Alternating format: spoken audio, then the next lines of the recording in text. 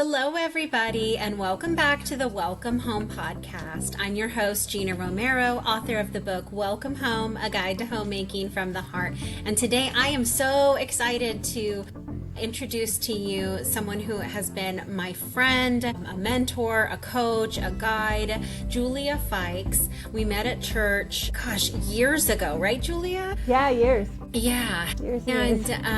Yeah, it's been a long time, and I got to the privilege of being part of one of her work groups for her very first book that she published, and now she has multiple books and is an award-winning author. Dear Food, I Love You, I Hate You, Don't Leave Me. It's available on Amazon and everywhere books are sold. And so welcome to the podcast, Julia. Thank you so much for having me. It's such an honor to be here. And I love your book. Wow, it's so awesome.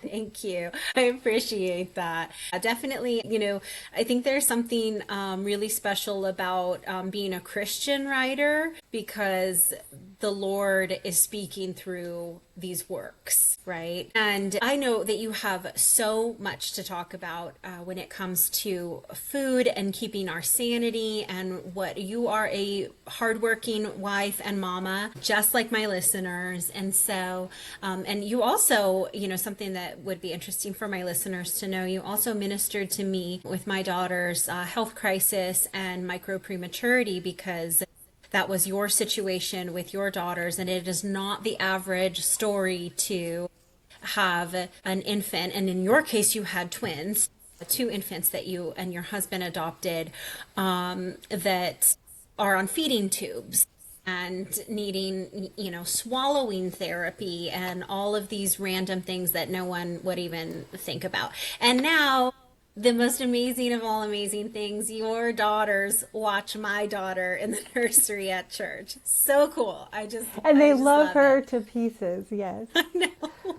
The feeling is mutual, definitely. So our God is a God of redemption and redeeming. And so, speaking of redeeming, I have been a guest in your home when you have hosted. I am a hostess, and there are some dynamics that I know you can give us wisdom on today with hosting and cooking and being in the kitchen. It can be so challenging, as we all know.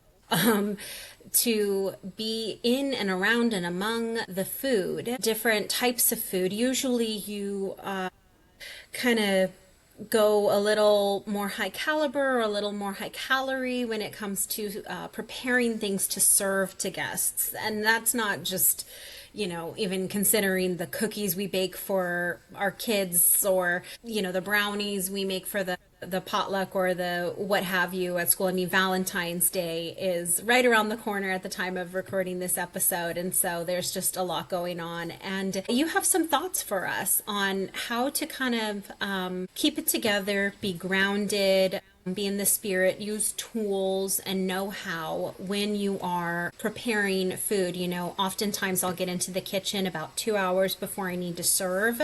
So that may look like on a Saturday night, I'm in at about 4 o'clock. I'm thinking about what I'm going to do, and my methods at like 3:30. I'm in the kitchen at 4, and then, what happens? Because you have guests coming at 6, and you may be making focaccia bread or some kind of a pasta dish or whatever, because you want, a beautiful Italian themed evening, or any other combination of great foods. You're baking a cake or a dessert or a pie. What do you have for us there?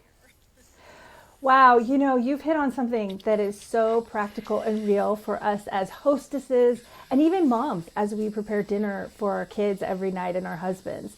So there's this whole prep time that happens before the meal time that involves food for us. And it, depending on if we're hosting a party or whether we're making dinner for our family, this prep time can last anywhere from 3 to 5 hours to an hour before we even start eating together. And the kitchen is so filled with wonderful things. It's filled with family and food and friends and all kinds of everything. And so how do we manage our health in the process of building a beautiful home and space for our friends and family? So I actually, I'm a functional medicine certified health coach, and I'm a nationally board certified health and wellness coach. And so for me, as I made this transition from being someone who was, morbidly obese to someone who specializes in healthy living and food, I had to make some changes in my life for that prep time. What was I going to do? And so I was thinking about it, and there's three tools that I've added to my life that I really hope will be useful to your listeners as they prepare and stay healthy at the same time. That's great. I'm so excited. So, one of the first things that I've started doing is I have to accept my own of eating, and I'm a grazer. I don't know about you guys, but I love to graze. I enjoy grazing, but grazing can also be a problem if I'm grazing on certain things while I'm eating. So, what I've done is I've accepted my bent to graze, and when I buy the food for the party, I buy one of those veggie trays with the kind of vegetables that I like, and I put it on the counter while I'm cooking, along with a bowl of berries that I like. I like blueberries, and I wash everything. It's all clean and delicious. And I actually, with the tray of veggies, I just take the plastic off the top and I leave that right in the area that I would graze. And that way, when I'm grazing food, I'm eating healthy before I serve the yummy food to all the guests. And that way, I actually just feel so much better about myself. I feel so much better about my choices. I feel so much better the next day. And I'm grazing on food that my body can actually use. And when it comes to eating the yummy food, maybe I'm not as hungry to eat as much. So that has been a tool that's really helped me. Just accept the fact that I like to graze. That's okay. And graze on beautiful, healthy foods. Oh my gosh, I love that so much. I feel like maybe I should become a grazer. Like that's a real like for that reason, that's a really good tool. I'm not a grazer personally. My thing is volume. I like like a good size portion, and it's really remarkable when you think of what a portion actually is versus what I like to see on my plate, right? But that's such a good idea because then so like you're at the grocery store, you have to get all the items for prep anyway. Like right now I'm prepping something, and so I was at the grocery store before this recording and I was getting cranberries and mozzarella cheese and spinach and pine nuts and stuff. How easy to just pop over and grab a veggie tray so that when I am preparing this I can be you're full, you're eating like your own appetizer, then you're not starving. But even if you're not a grazer, you may be hungry by the time your guests come, and then you're going after the my example, focaccia bread or cornbread if you're making cornbread and chili, whatever the case may be. And you can kind of avoid that by having the veggie tray. Oh, that is so genius. And then you feel kind of like you served yourself first, because we know as hostesses we always take the piece of meat that might have gotten a little overdone, or we take the bread that might have a little gotten too well done on the bottom or what have you. And so kind of often it's like, which isn't bad because the Bible says the first shall be last and the last shall be first in the kingdom of God. But that's so cool. I think that's a really good idea. I was not expecting that. And then when, your family comes in and your kids say, "Hey mom, what you making?" Because the aromas are so delicious, and you have all the veggies and fruit out on the counter, they will nibble with you and you can talk, and they aren't like looking around in the stove trying to figure out what you're making and when they can eat. They actually have an opportunity to eat something healthy and chat with you as well. So I love that part. There's a community aspect to it as well, which was surprising. What I have been amazed to learn is my kids will eat the healthy food that I set out for myself if I'm eating it. And they enjoy it too, because healthy food actually is delicious. We just overlook it sometimes for the super, super rich and sumptuous foods. But healthy food is very delicious. So I enjoy that part. Oh, that's so cool. I didn't even think about that. But yeah, because my 11-year-old, he'll come in and he'll be, oh, I'm so hungry, Yeah. and that's perfect. And yeah, kids I think can definitely get behind, if not the veggies, which I don't have picky eater kids, but they can definitely get behind the fruit. So having having the veggie tray and having a little bit of fruit, genius. I love that so much. That's a I'm great so glad. hack. Yeah, it really works for me. So I hope that that's Yeah. helpful. The second Yeah. thing that I do, and this is really fun is that I use sparkling water in a fancy glass. Now, if you don't know what kind of sparkling water you like, or if you feel like sparkling water is boring, I recommend going out to the grocery store and buying a bunch of sparkling waters, setting them on your counter, open them all up, put them all in separate glasses, and just have a sparkling water tasting. And find one that really makes you feel happy. And oh my goodness, maybe you never knew that you liked this flavor until you tasted it in this brand. And so there's a few brands that I use as a go-to for sparkling water. And if you don't like sparkling water, you can use plain water as well in a fancy glass. I personally think a fancy glass is key. Yeah. And then this part's great. Take beautiful fruit. Maybe it's a Meyer lemon, or maybe it's a Cara Cara orange. I don't know if they say Cara Cara or Cara Cara, but like a really sweet, and then put it in there. And it adds something really special. Go out and buy yourself a little molar. It's one of those like baton kitchen tools that has kind of a flat edge. And you can put mint and strawberry and cucumber in your fancy glass with your sparkling water and mull it in there. And then you just walk around the kitchen making your fancy dinner with your special sparkling water. And it is fantastic. You're getting hydrated. You're getting all the nutrients of these beautiful fruits and vegetables. And it is fancy. So that's one thing that I do. So I hope that's a helpful tool. Too, because I have been known to, by the time I get things like, so in my example I used before where, maybe I get into the kitchen around 4, by the time 5 o'clock rolls around, I'm looking at the bottle of wine that I got for the dinner and I'm like, that looks pretty good. So then I'll start drinking wine. Wine is, our Savior drank wine. And I do talk about wine and alcohol in my book, Welcome Home, A Guide to Homemaking from the Heart. Wine adds extra calories, to be honest. And I have found that for myself, wine can be kind of like a little bit of like a gateway drug, if I could use that phrasing. I noticed that if I start to have the wine, then I'll start to snack or eat a little bit more. And then I'm kind of having like this dinner situation going on, because then it literally is like an appetite stimulant also. So that's really great to use sparkling water, infuse it with goodies, and then you feel so fancy. I have some crystal wine goblets. I have a number of wine goblets doing a number of different things, but that's perfect. Then you feel like you're not just like you feel like you're giving to yourself as well, which I think is really nice and kind of changes the experience for you as the host, because you're stressed. You need to make sure you're timing everything. You need to make sure that the food's going to be ready. Again, you may have those family members coming into the kitchen that are like, hey, when is dinner going to be ready? Or like your kids need or want something. And if you get to kind of give to yourself, that's so great. That's so great. Yeah. And you're hydrated. Love it. Love it. And that just takes an extra second in the produce section while you're already getting all the other things to grab maybe some mint or whatever and mull it up. Great. Yeah, exactly. It's super easy. While you're shopping, shop for those little simple things that are going to help you prep and feel great by the time your guests arrive. Yeah.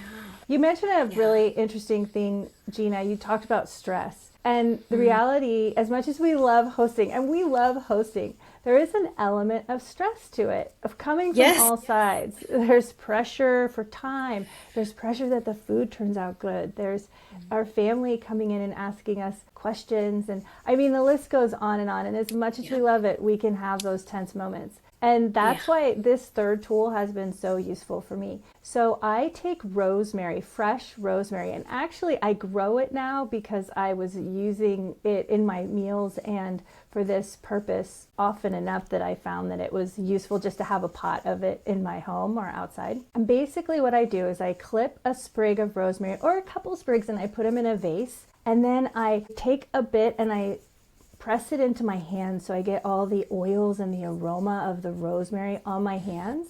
And then I cup my hands together and I put my face in my hands and I take 3 deep breaths and I smell the rosemary if I start to get stressed. And wait till you hear this about rosemary. I recently learned that actually they're using it for people with Alzheimer's because it has so many benefits. There's actually a compound in rosemary that enters the bloodstream through our nasal and lung mucosa, if you can believe it. And so when we inhale it, it's very healing. And I actually went to look up because I thought it was for mental clarity and memory, cognition, and also stress. But when I looked it up, there were so many other things that they're finding that this compound in rosemary can do. And I'll just read to you a few of them.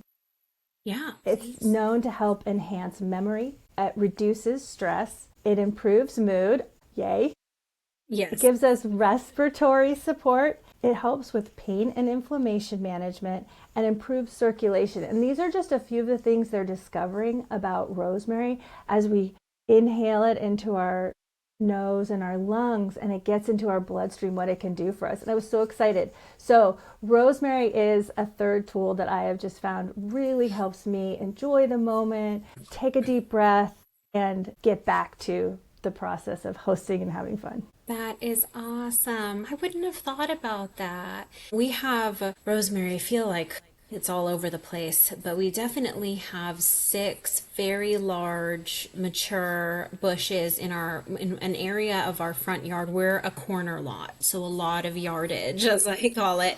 And so it's one area of the yard that's lining a pathway up to the gate on the north side of our house. And there's some pretty trees there. And I have fantasies of Stella creating like a fairy garden there, and things like that. But yeah, it is a if you don't have 6 big honking bushes of it at your house, you can so easily grow rosemary. I mean, it is such a hardy plant. I mean, things like basil or particularly mint can be a little bit more challenging to grow as like windowsill herbs than rosemary. You're off to the races. You can't even kill it. So It's that's very wonderful. strong. It's hardy. Yeah, yeah, that's great. Now, I have to ask the question with the rose. So I feel like rosemary, especially for all these health properties and benefits that you mentioned, that should be the number one go-to. Which, if you're not growing it, you can grab sprigs of it at the grocery store that are like usually pre-cut up in the produce section. Would you recommend? It like I don't know if there are allergies to rosemary, or I don't know if me because it is a very distinct smell. Maybe someone's like, I just can't incorporate that one into my rhythm or my routines. Would you recommend something else, like maybe essential oils, or like I know they say to use lavender for like going to bed at night. Is there another kind of scent that you could think of or way of incorporating like health benefits into kind of something that the olfactory senses? I don't know if that would be like Yeah, cinnamon or you're lemon so or right about that. Like, take cilantro, for example. I love cilantro, but a very large portion of the population smells cilantro and tastes it and think it smells and tastes like soap, which is yeah, yeah, fascinating to me. yeah. So, yeah, if rosemary isn't for you, I would say Google aromatherapy that helps reduce stress and find a scent that works for you. And if it comes in a natural plant that you can grow in your home, in your windowsill, or in your yard, lavender is great. Aloe vera is great. So find something that works for you that doesn't interfere with, your own personal health and well-being, and just add that to your process. Got it. Okay. Yeah, I like that. That's really cool. I'm definitely going to do the rosemary thing, but I was also kind of thinking that maybe now I like this idea that I'm about to say less because it doesn't have the health properties that you mentioned with the rosemary, but it may help some listeners achieve the same goal of reducing stress while they're in the kitchen.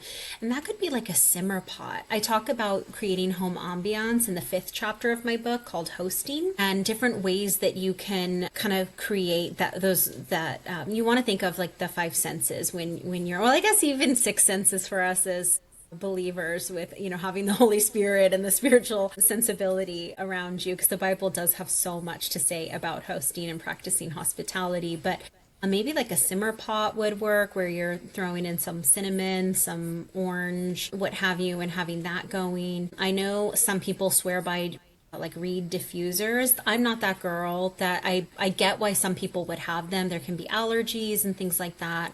I prefer candles and just keeping the wicks cut, but also jarred candles. That way you're not getting soot, which is definitely a thing. But yeah, I think like maybe a simmer pot would be good because that's like organic, natural. Although, as I say that, I think that sometimes you may need the stove space. It's rare that I have all five burners going at the same time, so I think yeah, that might be good. But that's great. I love that. And who knew that rosemary was so healthy for you? Yeah. Another thing I'll do is, when you're cutting up onions and garlic and you get that really strong scent on your fingertips, you might even have tips for this in your book.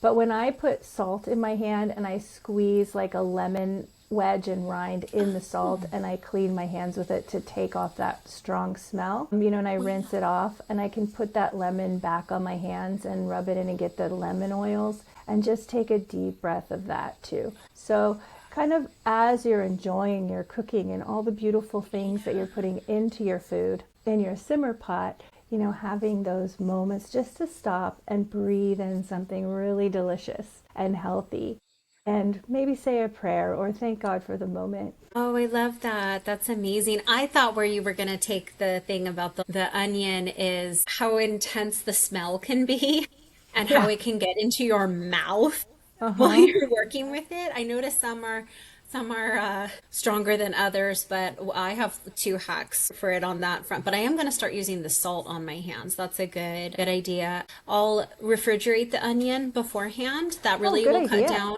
That will really cut down on it. The airborne kind of not acidity, but what is it that stings our eyes? Like it's essence. It's a few.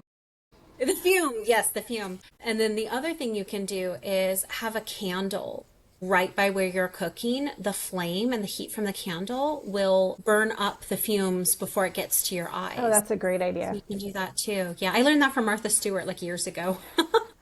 Yeah. Oh, that's great. Oh my gosh. Julia, thank you so much. I love it. Three quick tips in under 30 minutes. I like to keep my episodes like easily digestible in, a car ride, if you will, like picking up kids, getting to and from work, things like that. And so this was just heavy hitting, impactful. Thank you so much. How can listeners get more of you? Well, I would love that so much. You can find me on my website, onesteptowellness.com, ONESTEPTO, and the word wellness.com. Everything you need to know is there. Oh, wonderful. Okay, great. Very good.